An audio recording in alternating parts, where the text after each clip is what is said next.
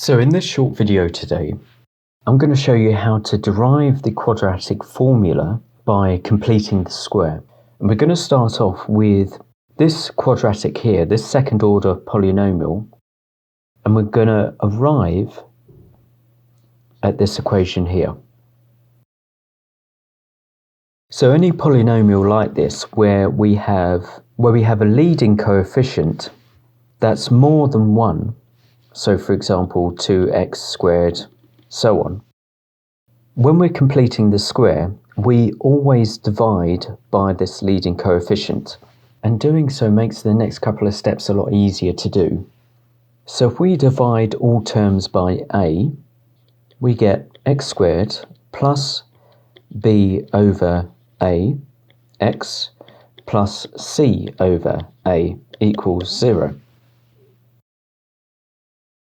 Now the next step is to try and separate the x terms from the term in the equation that doesn't contain an x. So we want x on the left hand side and everything else on the right hand side. So to do this, let's subtract both sides of the equation by c divided by a. And this gives us x squared plus b over a x is equal to minus c over a. Now we have a slight problem here because we need to factor out the x variable here. So how can we do this? We want 1 power of x on the left hand side and all other terms on the right hand side. Well, if you remember back to a class where you've factored polynomials, you may remember this expression here. A squared plus 2ab plus b squared is equal to a plus b all squared. And you can see if we multiply out these brackets here, so a plus b multiplied by a plus b, we get a squared plus b times a plus b times a plus b squared. And that gives us our 2ab, which is these two terms here, the a squared and the b squared. So that's where this comes from.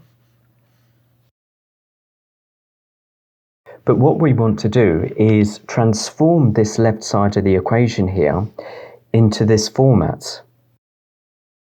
And just to note quickly that the reason why we want to do this, the reason why we want the left side of the equation here to be in this format is so that we can factor out this x term here, and it simplifies our equation. So first let's make a squared equivalent to the x squared term up here. This means that the a here is equal to x. The 2b term here is going to be equal to the b over a term.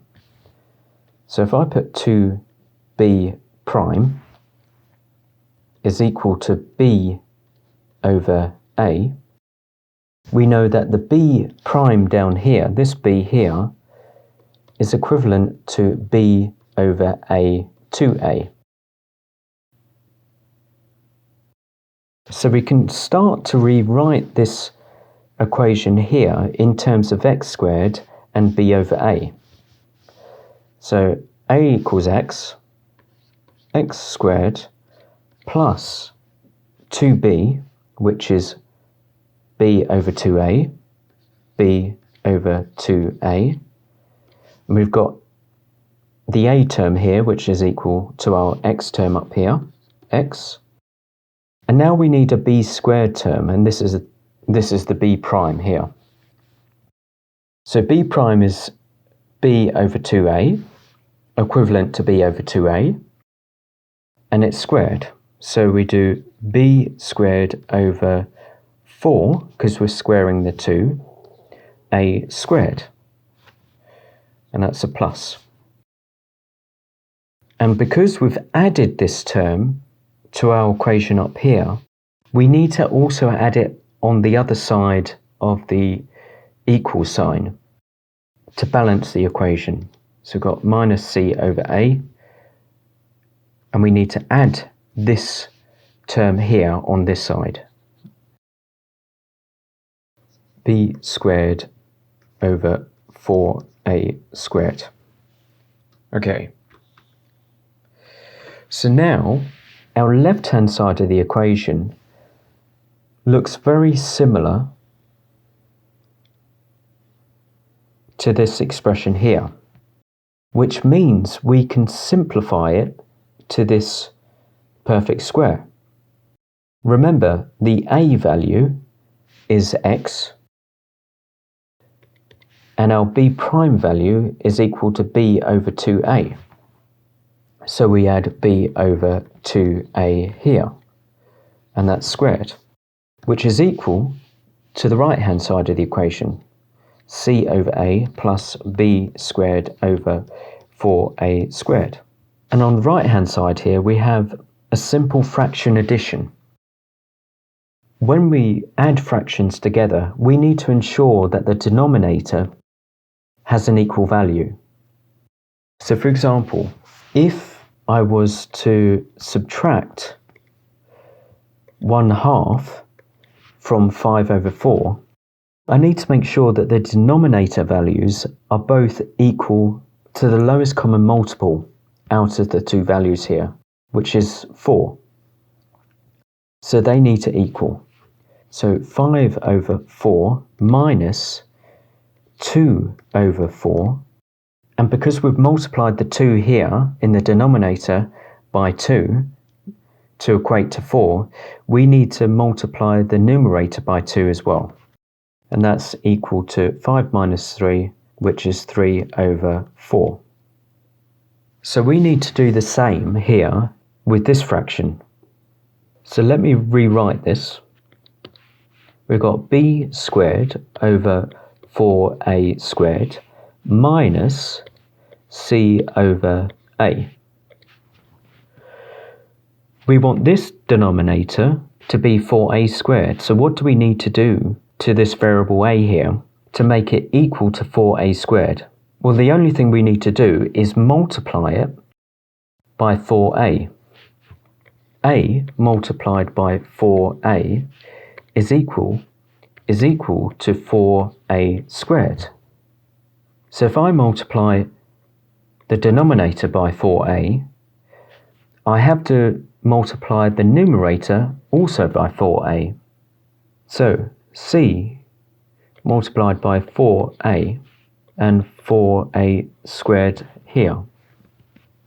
So we can subtract this fraction now from b squared over 4a squared, and this equals b squared minus 4ac over 4a squared. And that's equal to the left-hand side, which is x plus b over 2a, all squared.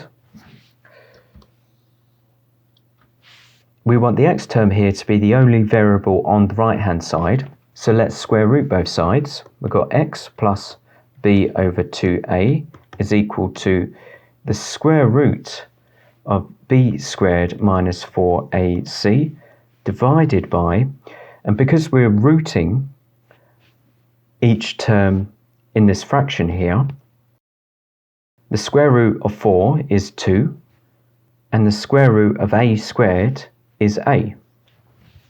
And because we're not square rooting the denominator anymore, I'm going to move that square root up to the numerator there. And the last thing to do is subtract both sides by b over 2a. So x is equal to minus b over 2a plus or minus the square root of b squared minus 4ac divided by 2a, and because our denominators are the same, we can simplify the right hand side to be minus b plus or minus the square root of b squared minus 4ac all divided by 2a, and that's our value of x.